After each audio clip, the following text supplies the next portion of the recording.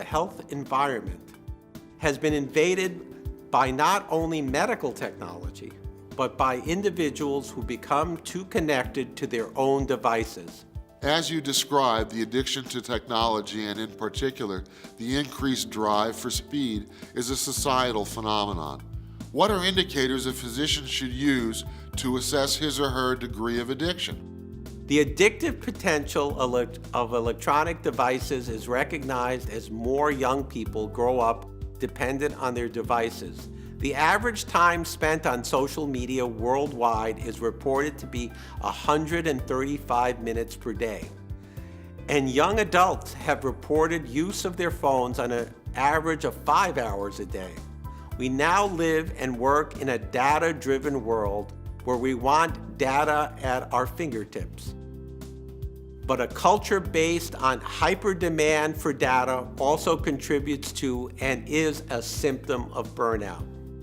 Neuroscientists have added to our knowledge about how technology affects the wiring of our brains by examining neurochemistry and our neural pathways when using devices.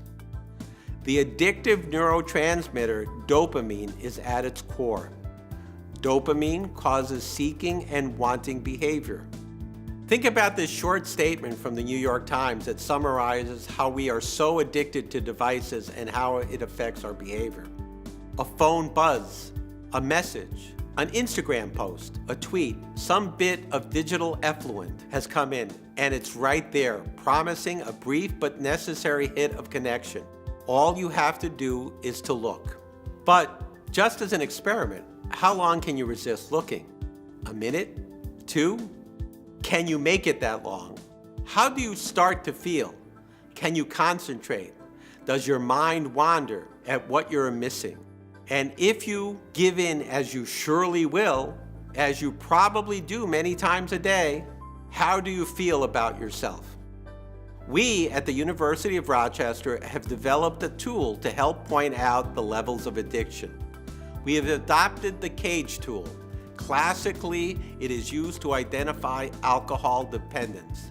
The tool asks you to answer these 4 questions. Have you ever felt the need to cut down on the use of your electronic device? Has anyone ever annoyed you by criticizing the use of your electronic device? Do you ever feel guilty about your electronic device use? Do you reach for your electronic device as soon as you wake up, as an eye-opener and not as an alarm clock?